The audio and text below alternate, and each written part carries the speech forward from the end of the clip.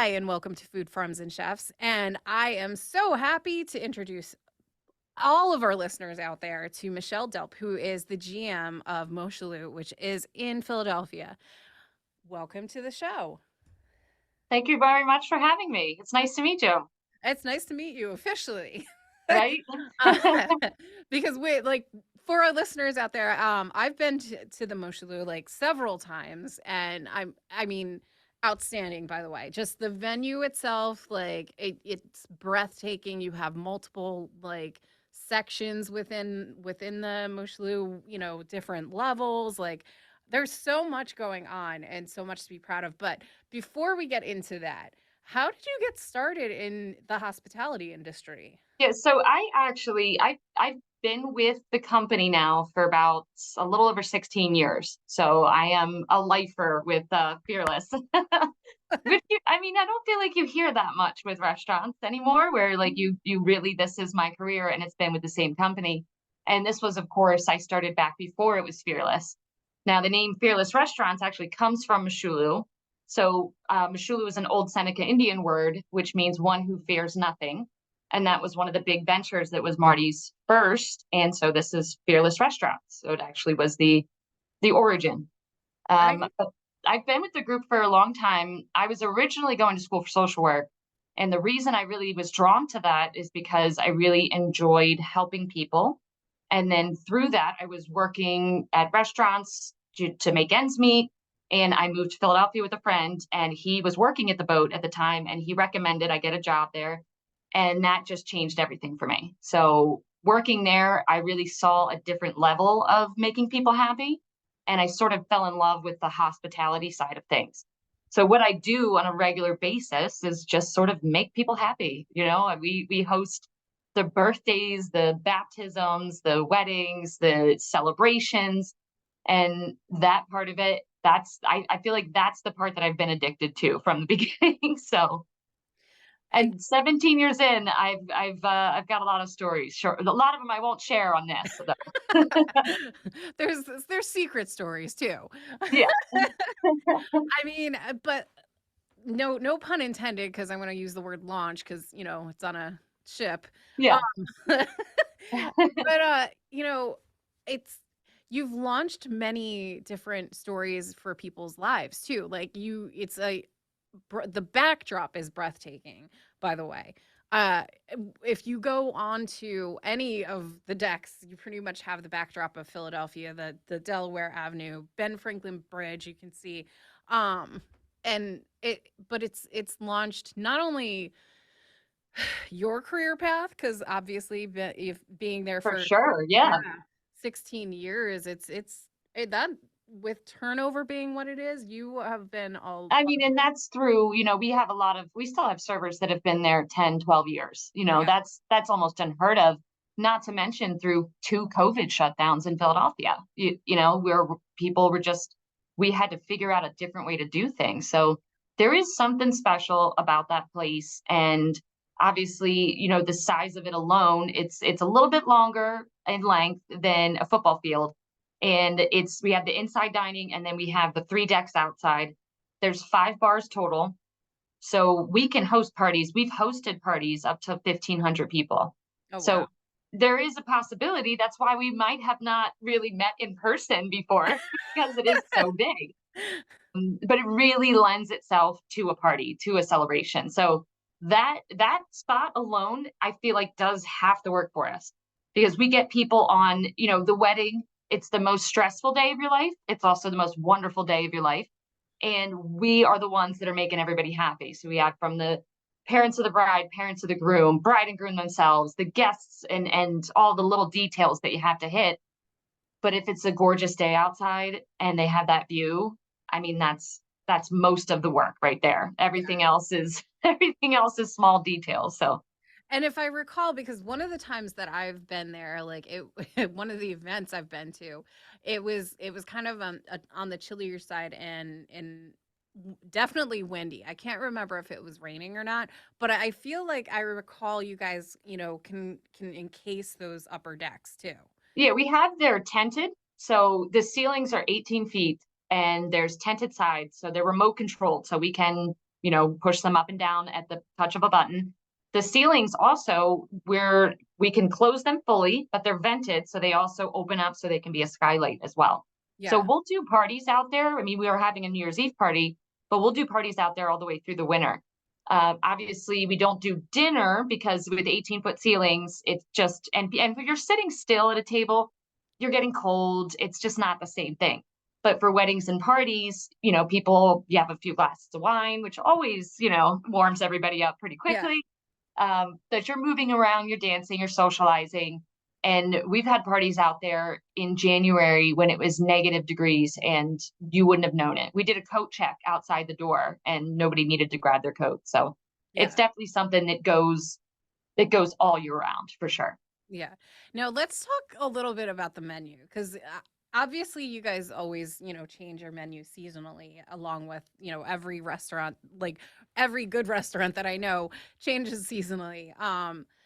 I have to say this is the first time that I had individually like it was almost crispy rice with Yep, the the spicy tuna on crispy rice. I was yeah. actually gonna mention that. That's probably, one of the staff favorites, so you know it's good. But it's crispy rice, and then it's, sushi grade tuna that is on top, and they do a little bit of, spicy aioli mixed in there too.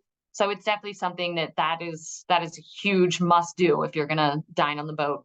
We do a lot of raw bar stuff, so we do a lot of crab legs, oysters, shrimp, that kind of thing, and then we do a lot of the entrees are a good mix because you don't really want to just be seafood. There's a lot of people that don't, you're going to quarter your market on that. So Yeah. do a good mix. We have quite a few steaks on there, quite a few chicken. We have a shrimp and pork belly dish that is just, it's like a surf and turf, but it is like melt in your mouth good. So, How have I not been introduced? well, I mean, you always need a reason to come back. So Yeah. you can just say you're coming back to try it. Yeah, I was like an order of the sushi grade ahi tuna, spicy tuna on the crispy rice because I have to have that. I really only had like one when I was there, and I was like, and where did it go? It's a teaser. Yeah, it's for Yeah. sure. But I definitely pork belly. I mean, come on. Yeah, the chef does a good job, working with when you have to change your menu seasonally, you can't really you gotta think of new things all the time. So, Yeah. there's always new things, and, we also Anthony's been with the Moshulu for a long time, so he knows what works and what doesn't work. So, the pork belly for sure, he's a master of plating that, and, yeah, I think, one other thing I would say too, I always encourage people if they're coming in to check out the place for the first time to ask for a tour. So we all, the managers on board, like we know the space really well. We know the history of the ship. We know how to give you a tour and show you the fun stuff and skip the boring stuff. So we can give you the inside scoop on everything. That it actually really just it shows you there's so much more to see and it really adds to the experience too because it's not just a restaurant, it's not just a dining room. The boat is an experience. That's really what it is. It is quite the experience too, and it's impressive. But I actually the amount of times that I've been there, I don't even know if I've heard the story behind the ship. Yeah, the ship it was built in 1904 and it was originally a cargo vessel. So there is no engine. And when you look at that thing and the stories of it sailing around the world, it seems impossible. And you read about the crew who was at max 32 guys on that ship and then they were 16 to 21 years old. 16 Wow. to 21 years old, which in today's times, just you would be like, no way anybody can handle that amount of responsibility. And they sailed it around the world. And there are rooms that are converted into offices now, but you can still see pictures of what they look like when the guys were bunking in those spaces in these tiny little rooms with the views on the side. It was in World War One, it was in World War Two, in after World War II was actually on a grain mission and it was captured by the Nazis. Oh So the wow. Nazis there could be like a History Channel special on this place. Yeah. So they demasted it and just kept it for storage at a bay and there was a huge squall, huge storm, and it actually capsized the boat. So the boat had to be brought up from the bottom, which again is just like years and years and years of history. So it's stuff that we enjoy talking about it when we're giving the tours. I specifically enjoy talking about it because I like it, just kind of reinvigorates the fire for it. And you just forget that, like, I'm walking around this place all the time and I'm on these decks and I'm looking at this view. And this is just sort of my work window. So I see it every day. Yeah. And I see people walk on board like, oh my goodness, this is amazing. And I want to share that. I want to take everybody around and show everybody a little bit. And the next time I'm there, I'll have to try to track you down so that you can show me, because that, I mean, the history of it in and of itself is amazing. And maybe I can, do something where I come in for food farms and chefs and like show everyone around. But yeah, We'd be happy to host. I mean, especially that place, there is nothing like hosting a party at that place. It is the most fun thing, and just walking around and with everybody in different spaces and different rooms and everybody just having a great time and celebrating, and yeah, there's nothing like hosting a party there. yeah. But it doesn't have to be a party, Mars. You could just come in. I'll just show you around. Yeah. Well, that's what I mean. Like, I would love to like go around and like see and like, or, and obviously, eat afterwards, because again, like I'm going to circle back to the food, because the food that you guys offer, the menus that you guys offer are awesome, like amazing, outstanding. And your bar menu too. Yeah, we've done a lot with, we're actually getting into a little bit more of the zero proof cocktails now. So it's sort of more trends that we're seeing on social media, that we're seeing on Instagram and TikTok, that some of the younger generations are going for some of the zero proof cocktails. So we have a couple of them on our website right now that we're trying out. And obviously you can try as many as you want because you can do anything afterwards. It's not gonna affect your day at all. Yes. I love zero proof for that reason, because you can have that feeling and that experience without having to worry about the fact that you're indulging in a cocktail. Like Yeah, you actually get like it's a cocktail experience. They're yeah. made with the syrups that we make in house. They're made with the fresh herbs. We do like a burned rosemary in one of them. So you're getting the full on attention. I think a lot of times people that don't drink go out and they are, there's mocktails available. And Yeah. basically a lot of times it's juice with some seltzer or something like that in a cup. So this at least gives people the option of having like that really in-depth flavor, and again, you don't have to worry about doing the cocktail thing. But Yes. we also have 5 bars, so you can have as many cocktails as you want. And I mean, and that's the point, is you have multiple tiers, there's different options. So if whether or not you want to have an experience like in so far as hosting an event, or you're going there for dinner, like, or you guys are hosting an event, like there's multiple places where you can settle in and have a cocktail, like, or check out each space and like stop at the cocktail place. It's there's options. Yeah, and it doesn't have to be, again, we go back to like the experience thing. It just is an experience and it should be. And I think that that's something that we've always brought to the table, is that, you're not just coming there for a good meal, which you're going to get, and it's great food and, really well made cocktails, but you're also going to get the experience of it. Yeah. And I usually give champagne on the tour too. I don't know if that makes it more enticing to I'm sure that people are like, "Ooh." well, they're more inclined to hear the history of the boat after a glass of champagne, that's for sure. It And don't brings a bougie level up to the tour. and don't worry, I know my audience too, so I can tell if somebody's not into the history and I'll skip to the good parts. I can get right to that. Perfect. Now, I wanna also mention, because I think over the summer, or the beginning of, spring, I should say, you guys had launched your brunch. Are you still doing the brunches? We are, yeah, we do brunch on Saturday and Sunday. So Saturday is 11 to 2:30, Sunday is 10 to 2:30. We do have a bunch of brunch cocktails, the mimosas, we do the seasonal bellinis, and then of course, all the crab eggs Benedict and the good stuff. We're pretty well known for the crab cake there as well, so mixing that in with breakfast, you really can't go wrong. But we do brunch every Saturday and Sunday as well. And Yeah. especially in the summertime, we have the decks open, so we do seating outside. This year with the weather, we were able to start pretty early. We actually started like end of March, Yeah. early. We had a bunch of like 70-degree days. And we went through to the end of October this year, just being able to seat outside and, enjoy the brunch on the deck and a couple mimosas. It's definitely something where it sort of takes you out of the city too. You don't really feel like you're on Penn's Landing in Philadelphia. It The view and the mimosas take that away pretty quickly. Now, speaking of whisking you away, Christmas season is upon us. So I should say the holidays, because it's not just, Christmas that's celebrated. But what can we look forward to with the holidays coming up? So we're trying something this year with Christmas Eve that we haven't done in a while. So the boat used to have a pretty expansive brunch buffet right around Christmas time. And of course, with COVID, that changed a lot of people's desires for brunch and for buffets at least. And so we've kind of let it sit for a little while and haven't really had that on the plate. And we're going to do it for Christmas Eve. So we're going to have a big old fashioned Christmas brunch. So people can go to the website, it's moshulu.com. You can make reservations right through there.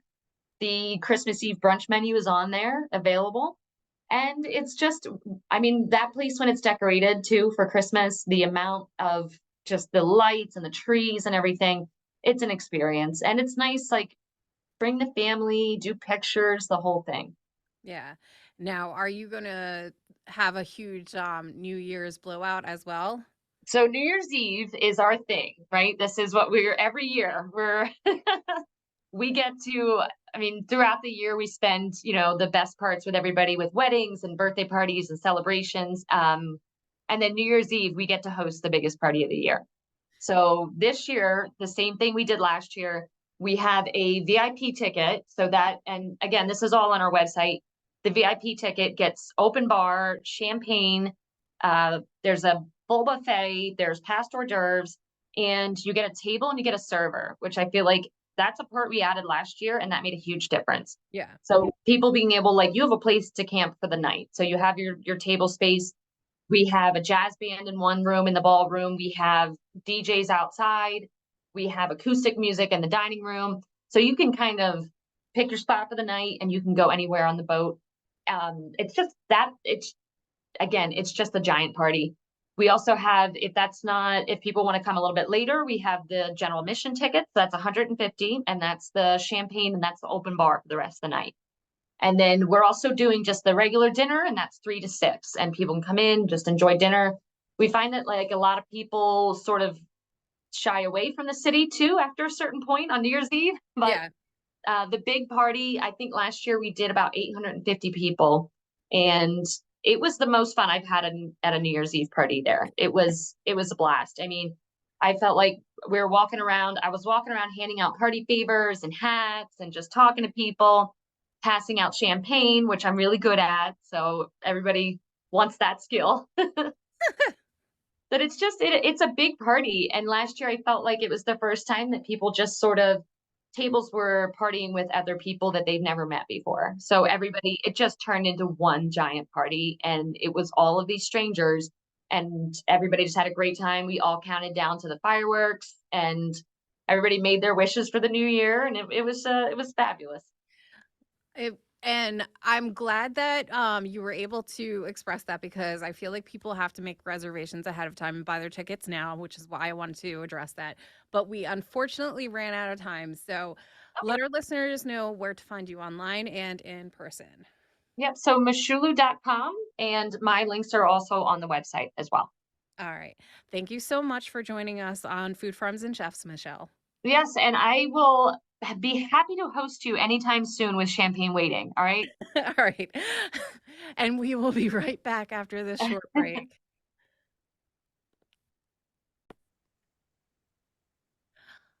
Thank you and welcome back to Food Farms and Chefs. And I am on with Timothy Rockermore, sorry, and Andre March, who own Africa Bar. Thank you for joining us on Food Farms and Chefs. Thank you so much for having us. Thank you so much for having us. No problem. And see, I told you before we started, I'm gonna mess it up.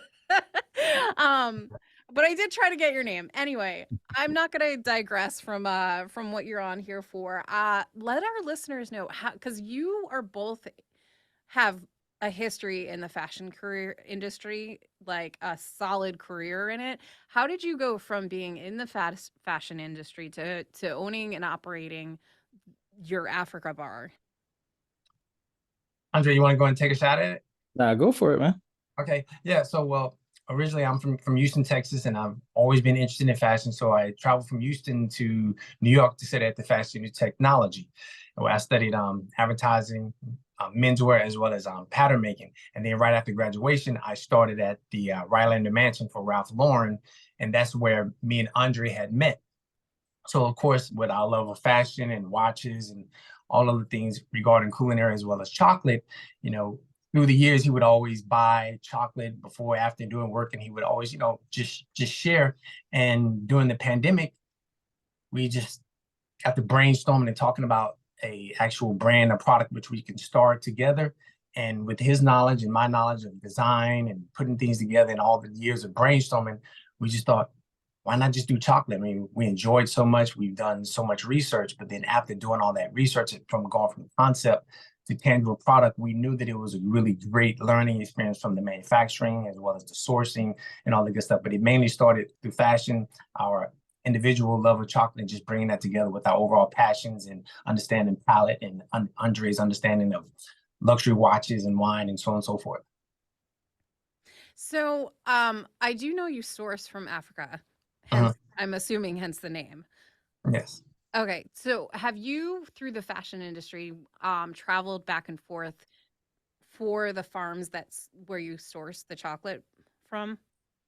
No, we haven't had to do the actual traveling as far as that goes, because a part of our research, we were looking at, okay, well, if we're going to source directly from that, how is everything going to work in regards from going from the farmers to the actual factory? So our research showed that it would be much more cost effective and reasonable to just go ahead and find a manufacturer that had all the particular licenses and had went through all the different processes to actually go from that sourcing to actually make our actual tangible product ourselves, as opposed to investing millions of dollars and going through all the certifications and all the machinery to do it that way. So we haven't had to do all that. Gotcha. Now, I'm a lover of chocolate. I mean, Mhm. I grew up eating chocolate. I've tasted truffles. I've tasted Mhm. all the chocolate bars. What distinguishes your chocolate from other chocolates that are out there? I would say then the number one distinction is the way we just really played around with the overall percentages. Because when we were thinking about the flavor profiles to come up with, Andre and I, we both love dark chocolate, but we played around with the percentages regarding the feedback we had gotten regarding people saying, oh, dark chocolate is a little bit too bitter. So we went back and forth with just different percentages of the level of cacao that's in it. And then we found this really great percentage that, based upon the feedback, will actually really work. So when someone says they don't necessarily like dark chocolate because it can be too bitter, the Africa Bar chocolate, with the way that we balance the different notes, that's what I believe ultimately really sets it apart. Yeah. Y- Mm. Yeah, Yeah. I mean, with like, for example, the milk chocolate, it's a very random percentage, but based on just constant tasting, it's about 36%. Now that can seem high for a milk chocolate, but on the palate, if it's too milky, it doesn't finish well. With ours, it finishes more clean. And that was one of the main sort of catalysts to drive whatever percentage it landed at. We didn't really mind if it was a random percent. We just wanted the taste to be really dialed in. The dark chocolate is 55%, which is dark enough for connoisseurs, but just balanced where someone who may not be a big lover but wants to try it will enjoy it as well. Yeah. And I saw on your website that you have a 70% cacao as well. Mhm. So that's probably for individuals that really love, because I love a dark chocolate, and sometimes I'm just in the mood to have that 70% where it has the bitter note. Mhm. How what was your process in order to make that, more of an elevated chocolate and more like tempering it so that it, broke the crystals down and Right. enhanced the flavor. Well, that overall process is going back to our research, dealing with the different manufacturers. And we said, you know what, this needs to be elevated from just the outside, just the way you even just, I don't know if you can see the box or anything like that, but just from the initial look of the overall packaging to when you take the bar out, you see the gold, which represents the gold of Africa. And then when you take the chocolate out, just looking at the overall beautiful continent of Africa. And then we just wanted everything to be gleaming. And we just looked at these different flavor profiles and went back and forth, and looked about and understanding the level of, let's say, sugar that may be involved, the level of cocoa butter that may be involved, and just getting these different samples and going back and forth, trying them with water, trying them with champagne, trying them with wine, and try to figure out what's the best overall approach to find the right percentages and the right finish. So it was, I would say, a beautiful yet still painstaking process as well. Yes, ma'am. Yeah, even with the interior packaging, one will notice when you open most chocolate bars, it's like a perfect packaging inside. But we went away just a little bit to ensure one thing, that the packaging was a little bit longer than the bar. Why? Because when you open it, and if it's not long enough, even though it's in a box, air can still get in. So you can actually fold it over because it is longer, and then seal it back in the box. There's just little details. It's a premium chocolate, but little details and the simplicity of how it was packaged, even the way the box feels, coming from the background, it's like touch, feel, it's all little nuances that create a nice experience. Yeah. Yeah. And then also going back to the overall packaging as well, we spent a great deal of time just looking at it from a design standpoint. We have a very clean design approach, and we thought that as we began to expand into different flavors, we noticed even on the market, there are a lot of other different brands who have what we would consider maybe busy packaging. We wanted something really nice and clean so that no matter what the box color is, the gold outline of the continent of Africa, which is really iconic, would still just really just stand out. Yeah. And I mean, wanting to stand out is definitely a way to market yourself. And especially like in the fashion world, I'm sure you're well versed in being able to do that. But how are some of your flavors? Because I think that you have an almond version as well, and I believe a pecan one. Yes. Well, even with just selecting the first range of bars to come out with, we did a lot of research and just looked at a lot of the different brands that were on the market. And we even just did research as far as finding a few brands that stated that, okay, if we were going to come out with the range, we would make sure that we had a bar with particular nuts in it. That was some feedback which we got from even other brand owners said we should have released this. So we looked at, okay, we definitely need a milk chocolate because that's what most people are actually familiar with. And then we definitely want to go with a dark chocolate because, people who really are into chocolate really like dark chocolate, but we really wanted to have I would say rather a democratic flavorful profile to it. And then we definitely wanted to add something with the nuts. And then when it comes to the caramel version, we didn't necessarily want to go with a gooey caramel, but something more of a dry caramel, but that was still really nice and subtle. So that was why we decided to come out with these original 4 bars. And then, of course, we definitely have other bars slated as well. And Andre can speak to that more. I was gonna ask, and pointedly to Andre, because I felt like I feel like, you were the connoisseur who was introducing Tim to all the different chocolates and whatnot. So what other flavors do you have coming out? Can you talk about them? Yeah, so we will introduce, we're both connoisseurs, but we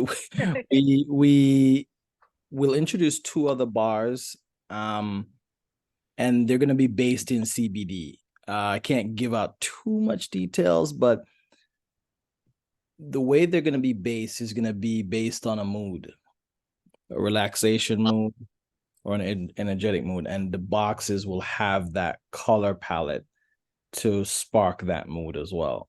Okay. Because we want, even when you look at the box, just sitting on your table, you get a little smile because you're like, man, that was nice. That's a beautiful box. Like, it's just the little things. Like when you have a coffee table book on your table, you've read it, but you just look at it and you just admire it because of the detail that was put into like a nice coffee table book on the outside as well as the inside. Yeah.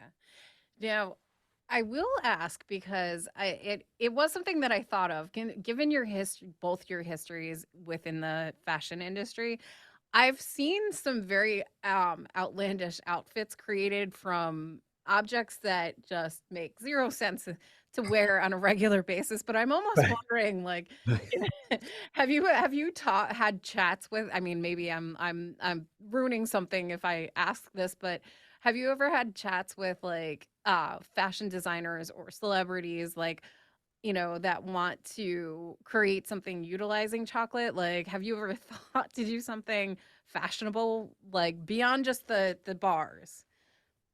Well, yes. Well, to answer you, like your first part of your question, the reason why you see these really outlandish outfits is, number one, they want to gain press, because even certain particular brands, they may have their core brand of product which really drives the business, which can be relatively wearable, or you would say basic or classic, but you always want to have those standout pieces that gains press. Yes, it doesn't necessarily have to be practical, but it gets press so that it gains attention for the actual overall brand. Now, with us, we weren't just looking at chocolate just for the sake of chocolate. We say, well, since we definitely have a fashion background, we say, how can we actually scale the brand into other areas as well? So we decided to take the logo, which we spent so much time refining, and thought that, okay, wait a minute, if we're going to have this logo, how can we scale it onto apparel and other goods as well? So, which is why we also decided to introduce really nice hoodies, but really hoodies that have a really nice, clean aesthetic to them, where the kangaroo pouch is not on the outside, it's more on the inside to give it more of a slimming silhouette as well. So that, that's Yeah, I was gonna actually reference some of the clothing that you had on, because obviously within the fashion world, you're gonna have something, available. Are you expanding on your line as well?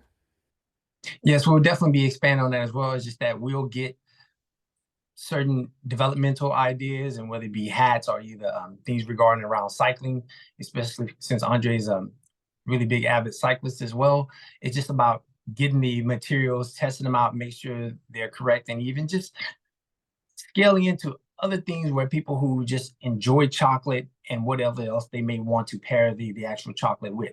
And we have other things in development as well that we're just consistently thinking around with different recipes and doing the proper sourcing. These like Andre, do you want to talk about that? What else we're Yeah, I going mean, to? for us, we want to be a brand that sells chocolate, not just a chocolate brand.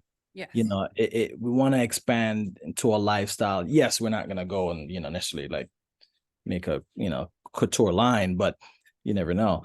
But we want to keep a lifestyle healthy. We want to tap into what we're both passionate about and jump into that. I mean, we have a 5+ year roadmap of what we want to do, and it's, really mind-blowing, some of the things that we've come up with in terms of marketing, but actual products based on the AfrikaBar lifestyle. It's universal peace, love, happiness, and chocolate, is one of our things, our sayings. Another one is, charity is sweet, because part of the brand ethos is we want to provide, living wage for the farmers in Africa, and community outreach, whether it be here in America or even, in Jamaica, my original homeland.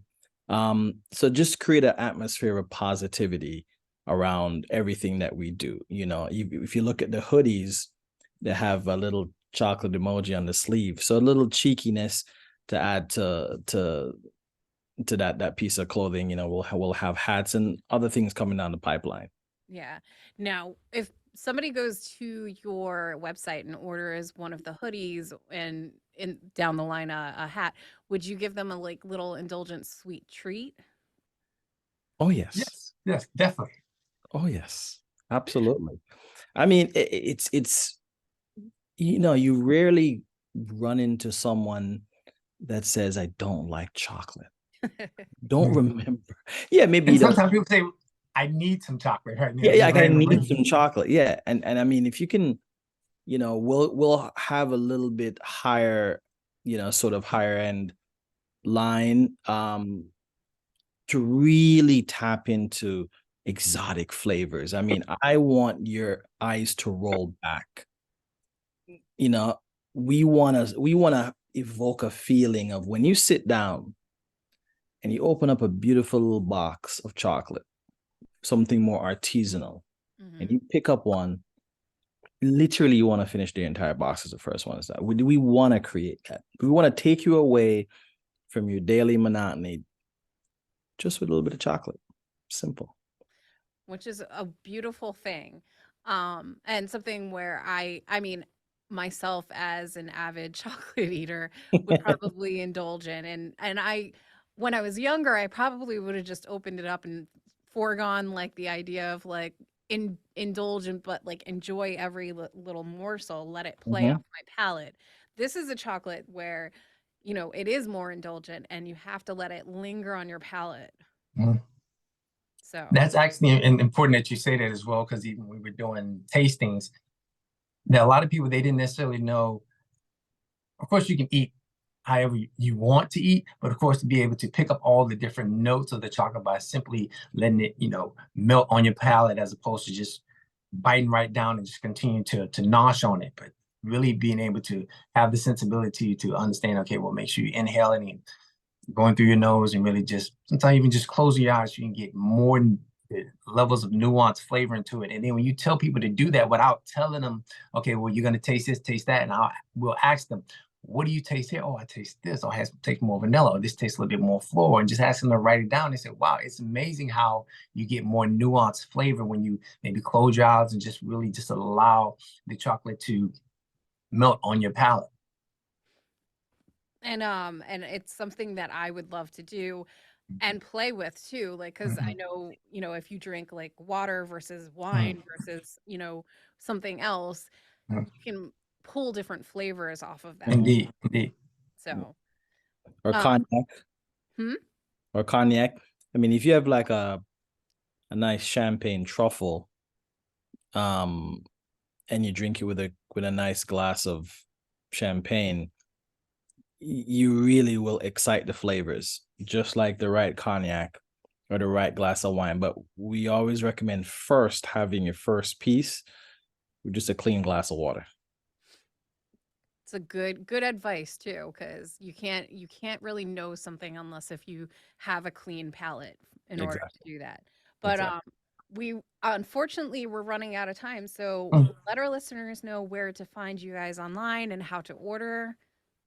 Yes, you can order online at afrikabar.com. That's AFRIKABAR.com. All right. Yes. Tim and Andre, thank you so much for joining us on Food Farms and Chefs. Thank you for having us. Thank you so much for having us, Amherst. Appreciate it. It was very sweet to get to know you. Indeed. Thank you so much. Appreciate Likewise. it. All right. Right. And we will be right back every week with a new Food Farms and Chefs episode. So tune in to find out who we will have on next.